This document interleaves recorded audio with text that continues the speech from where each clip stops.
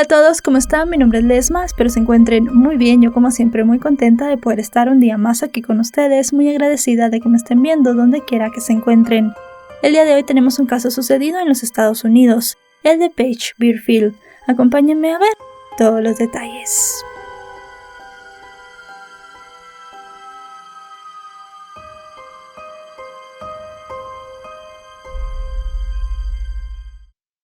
Paige Meredith Bierfield nació el 27 de abril de 1973 en Atlanta, Georgia, Estados Unidos, en el seno de una familia amorosa conformada por sus padres Susan y Frank Bierfield, y su hermano mayor de nombre Craig. Los Bierfield eran una pareja muy trabajadora, pero que siempre tenía tiempo para sus hijos. Frank logró combinar el ejercicio profesional y los estudios con la paternidad. Gracias a su esfuerzo y capacidad, el padre de familia logró progresar dentro de la Asociación Nacional de Comerciantes de Valores y recibió una oferta que lo llevó a instalarse con su familia en Colorado. Paige era una joven extrovertida, sociable y familiar, que según sus allegados siempre tenía una actitud optimista.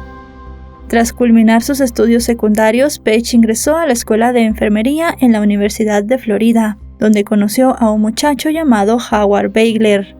Los jóvenes comenzaron a salir y se enamoraron. Tras obtener su título, Paige regresó con Howard a Colorado, donde seguía viviendo con su familia, y un tiempo después, en 1995, se casaron. Lamentablemente, a pesar de que la pareja se llevaba muy bien y tenían muchas cosas en común, muchas cosas que los habían unido desde el primer momento en el que se conocieron, también había muchas cosas que los separaban, especialmente el deseo de Paige de ser madre. Ella lo había tomado como una meta en su vida, mientras que su esposo realmente no tenía el deseo de convertirse en padre. Tuvieron varias conversaciones sobre esto y nunca llegaron a un acuerdo. Así que luego de mucho meditarlo, decidieron en el año 1997 separarse. Eso sí, siempre se tuvieron mucho cariño y continuaron siendo amigos muy cercanos. Luego de su divorcio, Paige comenzó a trabajar en un club de striptease de Denver bajo el nombre de Madison. Allí conoció a otro hombre llamado Rob Dixon, un hombre rico que había heredado una fortuna gracias a los negocios de su familia. Se enamoraron y contrajeron matrimonio en 1998. La pareja se instaló en una hermosa casa en Colorado, en la que Paige cumplió su mayor anhelo, convertirse en madre. 3 años después de conocer a Rob, la pareja ya tenía 3 hermosos hijos, Taft, Trigger y Jess, quienes se habían transformado en el centro del mundo para su madre. La vida de Paige parecía perfecta. Había conformado su propia familia junto al hombre que amaba, quien la había llenado de lujos. Habitaban una enorme casa, tenían autos de lujo y parecía que nada les faltaba. Pero repentinamente todo comenzó a derrumbarse. Algunos de los negocios de Rob empezaron a tener problemas, y la boyante situación económica sufrió una severa caída, lo cual lo llevó a declararse en bancarrota. Esto sumió a los esposos en una profunda crisis matrimonial. Para 2004 las tensiones escalaron a tal punto que luego de una discusión, Paige llamó al número de emergencias para denunciar a Rob. En esa comunicación dijo que éste la había amenazado con matar a sus hijos mientras ella se iba a trabajar. Where's your emergency? My husband and I were in a fight and he said that I would come home and find them all murdered. Atendiendo a la solicitud de ayuda de la joven madre, varios agentes de policía se apersonaron en la vivienda de la familia. Pero una vez llegaron aquí, Paige les abrió la puerta junto con su esposo y les comentó que ya habían resuelto sus problemas y que no necesitaban su intervención. Los agentes de policía entonces se fueron de la casa. Un año después, Paige volvió a llamar al número de emergencias para denunciar una agresión de Rob, pero esto fue bastante diferente a lo que había pasado un año antes. En esta ocasión, Paige dijo que su esposo le había pegado mientras sostenía al menor de sus hijos en brazos. El hombre fue hasta la comisaría, donde le habían dado un delito de agresión en 3er grado. Al final, luego de un proceso penal, él se declaró culpable de un cargo de acoso. Pero para terminar, todo el proceso fue desestimado y él no fue a la cárcel. La situación entre los esposos ya era muy mala. Peleaban demasiado y pensaban que algún día podían llegar a tener un encontronazo físico muy fuerte, por lo cual también decidieron divorciarse. Paige en ese momento, luego de su segundo divorcio, decidió que tenía que trabajar muy duro para poder mantener a sus hijos y darles la mejor vida posible. Según trascendió, desarrolló un negocio de fabricación de portabebés. También impartió clases de danza para niños pequeños y comercializaba artículos de cocina para una empresa en la que destacó por sus cualidades como vendedora. Asimismo, tenía un rol activo en la educación de sus hijos y participaba en las reuniones de la Asociación de Padres y Maestros y en los grupos de juego de los padres.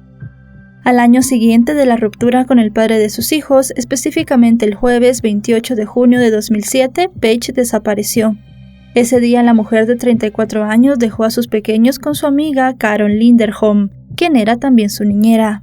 Paige solía ser muy cumplida, especialmente cuando se trataba de los compromisos con sus niños. Por eso todos en casa se preocuparon cuando vieron que demoraba más de la cuenta en regresar y no respondía ni devolvía las llamadas telefónicas que le hacían. Carol trató de tranquilizarse pensando que Paige estaba muy ocupada y que pronto tendría noticias suyas o la verían llegar. Jess, la hija de Paige, le dejó varios mensajes de voz en los que le pedía desesperadamente a su madre que volviera. Hi, it's Carol. You can give me a call. I'm at the house. Anyway, I'll talk to you later. Bye-bye.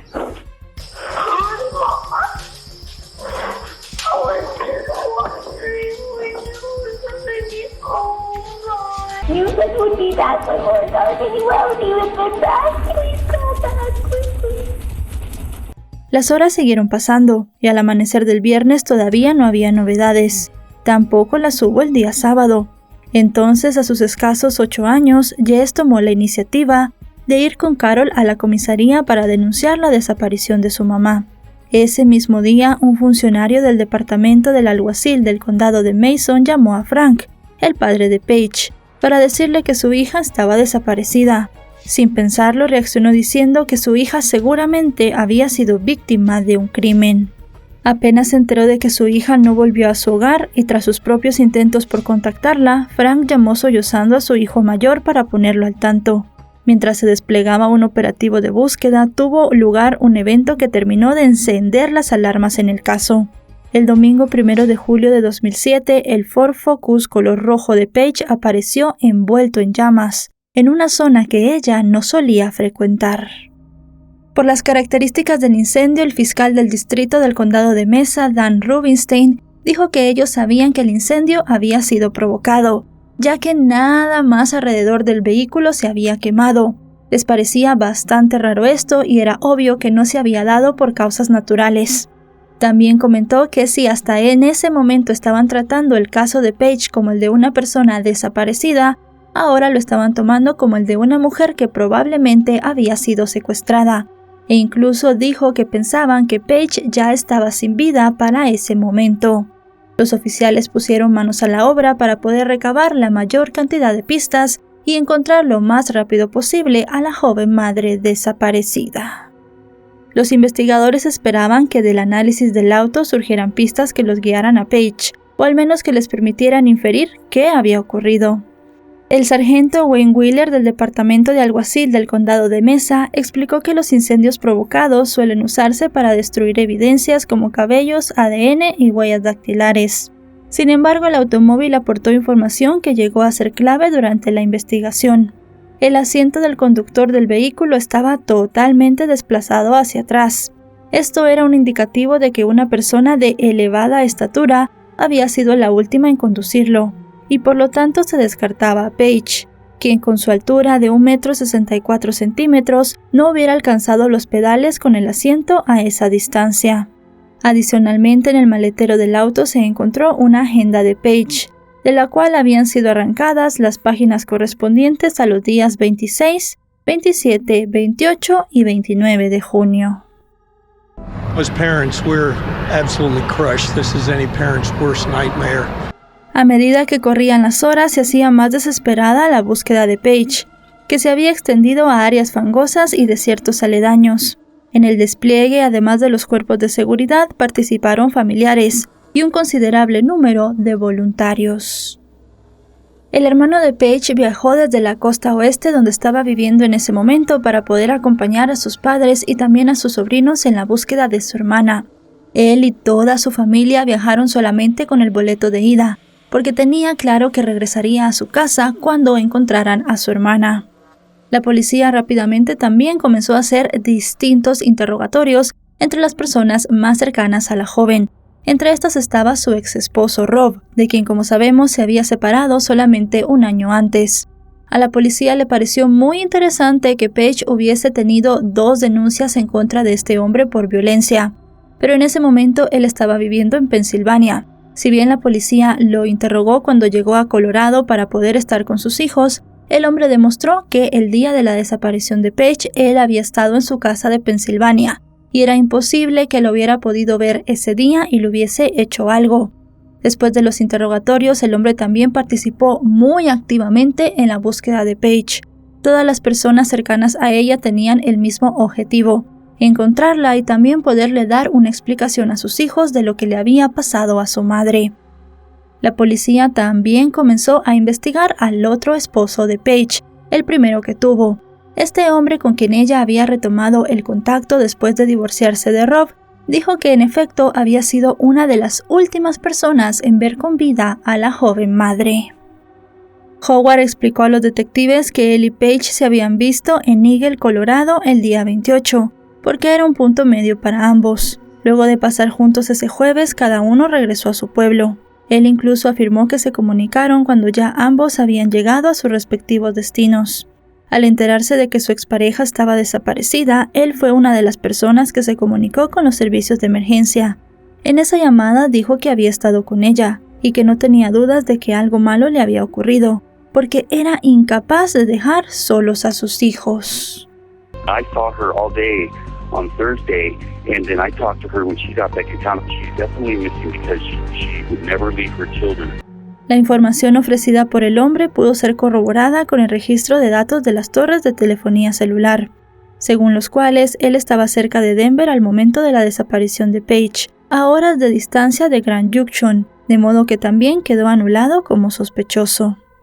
Un nuevo descubrimiento tuvo lugar días después de la aparición del auto de Paige en Grand Junction. Un automovilista que se detuvo en la carretera que conduce al sureste de la ciudad tras un inconveniente con una llanta encontró una chequera y dio aviso a las autoridades. Tras ese hallazgo aparecieron en la misma vía una tarjeta de salud y una tarjeta del seguro, entre otros objetos que pertenecían a Paige. El sargento Wheeler dijo que al talonario le habían arrancado varios cheques y que parecía que los distintos objetos habían sido lanzados por separado, como si Paige hubiese querido dejar un rastro. Una tarjeta de presentación de Paige, que también fue encontrada en la carretera, resultó ser reveladora y clave para reorientar la investigación. La información en esa pequeña pieza de papel dejaba al descubierto que Paige tenía una vida secreta. La mujer a la que buscaban manejaba un negocio de acompañantes bajo el nombre de Models Inc. y ella usaba el apodo de Carrie. A partir de ese momento se abrió un nuevo universo de búsqueda que no se había vislumbrado hasta entonces. Paige tenía un teléfono aparte para las comunicaciones relacionadas con su actividad profesional, a través del cual los investigadores tuvieron acceso a la lista de personas con las que estuvo en contacto las horas previas a su desaparición. Así, los peritos informáticos determinaron que la última llamada a través de ese dispositivo había ocurrido el 28 de junio, aproximadamente a las 9 de la noche. El sargento Wheeler afirmó que se habían identificado por lo menos a 7 sospechosos. Uno en particular, llamado Lester Ralph Jones, captó la atención de las autoridades por tener un pasado criminal, que, entre otras transgresiones, incluía agresión sexual y secuestro. Por estos últimos, de hecho, había sido sentenciado a 5 años de prisión. Además, Lester tenía un vehículo de color blanco, que era muy parecido a una descripción que había dado Carol, la amiga y niñera de Paige. Ella dijo que en una ocasión Paige estaba saliendo de una oficina que había alquilado. Cuando entró en su vehículo, un automóvil blanco con las mismas características del de Lester se puso detrás de ella bloqueándole el paso. Comentó que Paige le dijo que lo que había hecho era dar marcha atrás con toda la potencia del vehículo para golpear el automóvil que estaba atrás. Y de esa manera el conductor del vehículo que le bloqueaba el paso se fue de la escena y la dejó tranquila. La policía pensaba que Lester era una persona que se había obsesionado con Paige, que la había estado siguiendo y pensaron que tenían que investigarlo muchísimo más. Además de eso, también comenzaron a ver todos los registros de las llamadas de la joven para ver cuál era su relación específica con este hombre. Se averiguó que Lester era un mecánico de 55 años, especializado en vehículos recreativos. Él había intentado tener una cita con Paige el día anterior a su desaparición. Según la información levantada por los investigadores, como ella lo conocía y le resultaba incómodo verlo como cliente, le pidió a Carol, quien ocasionalmente ofrecía masajes para clientes del servicio de acompañantes, que fuera en su lugar. Aunque al principio se negó, Carol finalmente accedió y fue al encuentro con Lester, a quien describió como un hombre muy grande y abrumador. La amiga de Paige le contó a los detectives que apenas él la vio, le dijo que quería sexo, y ella le respondió que en ese caso debía llamar a otro servicio. Al seguir la pista de Lester, los detectives encontraron que trabajaba como mecánico en un taller de Grand Junction, cuyo local estaba en diagonal con el lugar donde apareció el auto de Paige. Los investigadores contactaron a Lester para entrevistarlo, y él se mostró dispuesto a hablar con la policía. El sujeto había sido descrito por su jefe, Mike Singer, como un empleado bueno, honesto, trabajador y simpático. Al final, la policía se reunió con Lester el 5 de julio del año 2007. Le hicieron un pequeño interrogatorio donde él respondió a todas las preguntas y negó que tuviera cualquier información sobre Paige. Dijo que tenía bastante tiempo sin verla en persona y también sin hablar con ella. Se mostró, como les digo, muy colaborador, y le dio incluso a los agentes sus huellas y una muestra de ADN para que estos la tuvieran en la base de datos por si tenían que contrastarla con alguna prueba. Si bien era un hombre encantador que se portaba muy bien y se veía muy amable, a los agentes de policía les llamó mucho la atención una cosa. Lester medía 1,98 m de altura, y la posición en la que se había encontrado el asiento del conductor del automóvil de Paige podía ser perfectamente para una persona que midiera lo mismo. Ellos pensaron que esto era muy importante y siguieron manteniendo a Lester como sospechoso. Con esto obtuvieron una orden para poder revisar el apartamento donde el hombre vivía. Dentro de este lugar encontraron varias cosas que les parecieron un tanto interesantes. En una caja Lester tenía un teléfono desechable, pelucas para hombre, Viagra, números de acompañantes escritos a mano, tallas de brasier de distintas chicas y también ropa interior. Lo más importante fue el teléfono desechable, ya que el día de la desaparición de Paige, según se vio en el registro del teléfono que usaba para su negocio, una persona desde un número no registrado había intentado comunicarse con ella varias veces. Y en el interrogatorio, cuando le preguntaron a Lester, él dijo que él no tenía ningún teléfono desechable. Así que con esto la policía le puso todavía más atención. Con el empaque del teléfono desechable, los detectives descubrieron que este había sido adquirido en un supermercado en North Avenue, Grand Junction. Al revisar las imágenes captadas por las cámaras de seguridad del comercio, los detectives pudieron identificar a Lester, pero cuando los funcionarios policiales lo confrontaron con el video, él se negó a ser la persona que se mostraba en las imágenes. El siguiente paso involucró a perros olfateadores de la unidad canina de la policía para completar la investigación en el vehículo incendiado de Paige. Allí los canes detectaron que en el asiento trasero hubo un cadáver y también identificaron el olor de Lester en el auto. A pesar de los avances, como todas las pruebas con las que se contaban eran circunstanciales, las autoridades se negaron a acusar a Lester.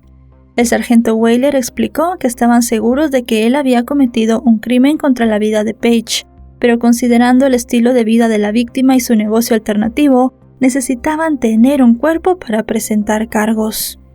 El caso se enfrió, pero la angustia y el dolor de los familiares de Paige se mantuvo intacto durante los meses y años siguientes, hasta que antes de terminar el primer trimestre de 2012, un excursionista se topó con restos humanos en un barranco, entre rocas y maleza en el condado de Delta, en Colorado. El hallazgo se hizo muy cerca de la carretera donde 5 años antes habían encontrado los objetos personales de Paige. Los peritos que llegaron a la escena estaban casi seguros que ese era el cuerpo de la joven madre, y esto se corroboró con los análisis de ADN y los registros dentales de la joven. Las personas encargadas del caso dijeron que ellos tenían la hipótesis de que la joven madre había sido llevada hasta ese lugar atada y con una cinta en la boca para que sus gritos no se escucharan. No se pudo determinar la causa exacta de la muerte debido al estado del cuerpo, pero sí se determinó que la joven tenía muchos golpes, ya que varios de sus huesos estaban fracturados, específicamente los de la cara, por lo cual se determinó que había sufrido una golpiza mortal. También se tenía la hipótesis de que el cuerpo había sido enterrado y que por la erosión con el paso de los años había salido a la luz. El último adiós de Page tuvo lugar el 28 de abril de ese año, y en su obituario le dedicaron hermosas palabras, y dijeron que se veía tan radiante cuando sonreía que el sol se ponía celoso. She's the kind of person when she comes in the room and meets you, always gives you a big smile. El arresto de Lester con relación a la muerte de Page tuvo lugar más de 24 meses después, en noviembre de 2014. Fue acusado de asesinato en primer grado, asesinato en segundo grado y secuestro. No obstante, los familiares de la víctima tendrían que esperar todavía 2 años más, hasta julio de 2016 para el comienzo del juicio del hombre, que se extendió por 22 días. Los fiscales expusieron que Lester, quien había estado involucrado en incidentes de violencia contra mujeres, se sintió frustrado, porque no logró ver a Page después de haber recurrido a sus servicios. La testigo principal de la acusación fue la exesposa de Lester, Lisa Nance, quien declaró que a finales de la década del 90, el hombre la secuestró a punta de pistola y amenazó con matarla. De acuerdo con su relato, Lester no aceptó cuando ella se separó de él para iniciar una relación con otro hombre, y los atacó a ambos con un arma de fuego. Después de ese incidente, en el que la bala rozó la cabeza de la pareja de Lisa, ella obtuvo una orden de restricción, pero haciendo caso omiso a dicho mandato, un mes después, Lester se presentó en su casa con un arma. Se la llevó en su auto y le dijo que iba a matarla y ponerla en el fondo del lago. Ella logró escapar y puso una denuncia que terminó con el hombre bajo arresto con los cargos de secuestro y agresión sexual. He said, "I'm going to kill you." And then he just slapped me repeatedly, and I could taste blood. I grabbed his hand and I asked him to stop. And he told me he was going to put me in the bottom of the lake where no one would find me. Por su parte, los abogados defensores de Lester dijeron que tenían al hombre equivocado y quisieron dirigir su atención a otros potenciales clientes de Page, pero realmente nunca dieron una hipótesis sólida de quién podría haberle quitado la vida si no había sido Lester. Si bien Lester no subió al estrado para dar una declaración de los hechos, la fiscalía puso una grabación de una llamada que el hombre había tenido con la policía unos meses antes. Después de que se revisara el vehículo de Lester, la policía lo llamó para decirle que no habían encontrado nada raro y que unos días después le darían sus vehículos. Esto lo hicieron para que él bajara la guardia. El hombre en la llamada se mostró muy incrédulo de esta situación y preguntó varias veces si en verdad le iban a devolver sus automóviles. También en cierto punto de la conversación el hombre dijo en al menos 2 ocasiones que la policía le había preguntado dónde enterraría él un cuerpo. Inmediatamente después de esto, la esposa de Lester en ese momento tomó el teléfono y le dijo al agente de policía que el hombre había tomado algunos medicamentos para dormir y por eso estaba somnoliento y diciendo cosas sin sentido. Según el sargento Weyler, en realidad Lester había tratado de quitarse la vida con una sobredosis y había dejado a su esposa una nota en la que le decía que había orado toda la noche pidiendo perdón y que le dijera a la policía que buscara. Aunque para el momento en el que tuvo lugar esa llamada no había aparecido el cuerpo de Page, el fiscal dijo que las palabras de Lester habían levantado muchas banderas rojas. Mr. Jones? Yes, sir. This is Art Smith with the Sheriff's Office. He asked me where I would bury a body. I'm sorry?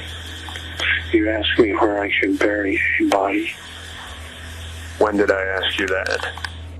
Durante su testimonio ante el jurado, la esposa de Lester afirmó que aunque le había destrozado que su pareja le pagara a prostitutas, había permanecido junto a él debido a su fe cristiana. Ella no solo no le dio una coartada a su esposo, sino que lo identificó en el video de la cámara de seguridad del supermercado donde había comprado el teléfono desechable. El 9 de septiembre de 2016, tras la presentación de los alegatos finales, el jurado no logró llegar a un veredicto unánime, y el juicio fue declarado nulo. Pero la fiscalía no se daría por vencida. El fiscal estaba seguro que tenía todas las pruebas para declarar a Lester culpable más allá de cualquier duda razonable del asesinato de Page. Por eso en los siguientes días se puso a trabajar arduamente en la carpeta de investigación. volvió a repasar todas las pistas y trató de quitar todo lo que pudiera dejar en duda que Lester era el hombre que le había quitado la vida a la joven madre. Así, el 21 de noviembre de 2016, 73 días después de que se tirara su primer proceso, Lester enfrentó un segundo juicio. Los fiscales recortaron el juicio y presentaron evidencia de que días antes de la desaparición de Paige, Lester había estado rondando su lugar de trabajo mientras intentaba comunicarse con ella. Esa conclusión se logró gracias a la revisión de los videos de vigilancia de la oficina de la víctima. Estos mostraban un automóvil Chevy Impala de color blanco, que había estado dando vueltas por el estacionamiento, muy cerca del vehículo Ford de la víctima, coincidiendo con la hora en la que se registraron los intentos de comunicación con el teléfono de Paige. Ese Chevy era el auto de la esposa del imputado, quien para ese momento no se encontraba en la ciudad. Los abogados de Lester alegaron que no existía evidencia física que relacionara a su cliente con la muerte de Paige. Además, sugirieron que podía haberla asesinado un hombre fallecido en 2011, que fue considerado como sospechoso y luego descartado al comienzo del caso. En el juicio se ventiló que la noche del asesinato, Lester salió de su casa durante 1 hora, diciéndole a su esposa que pensaba que había dejado las luces encendidas en el trabajo. Se cree que fue en ese momento y bajo ese pretexto que procedió a incendiar el vehículo rojo de Paige. Las partes presentaron los alegatos finales antes de la Navidad de 2016, y poco antes de concluir el año, el 27 de diciembre, el jurado dio su veredicto. Lester fue hallado culpable de todos los cargos que se le imputaban con relación a la muerte de Paige, los cuales eran homicidio en primer grado, homicidio grave, homicidio en segundo grado por causar a sabiendas la muerte y secuestro. En consecuencia, el juez sentenció al hombre de 65 años a cadena perpetua sin libertad condicional. La defensa apeló la sentencia y en junio de 2022, un panel de 3 jueces de la Corte de Apelaciones confirmó las condenas por asesinato, pero concluyó que el cargo de secuestro tenía que fusionarse con el de asesinato grave, porque era un delito subyacente. Sin embargo, el fallo no afectó la sentencia de cadena perpetua. Hoy el convicto sigue tras las rejas en el Centro Correccional de Fremont en Cannon City, en Colorado. Y bueno, chicos y chicas, hasta aquí el video de hoy. Algo muy lamentable, se perdió la vida de una joven madre, 3 niños se quedaron sin su mamá, una persona que era muy cercana a ellos y que siempre había tratado de sacarlos adelante. Un caso en el que tuvieron que pasar muchos años para que la familia de Paige tuviera justicia. Realmente pues un proceso bastante lento, pero al final ellos obtuvieron la justicia que querían. Este hombre pasará todos los días de su vida tras las rejas, una persona muy peligrosa para la sociedad que no podrá hacerle daño a nadie más nunca más. Si este video les ha parecido informativo, recuerden dejarle un me gusta, recuerden suscribirse si no lo están.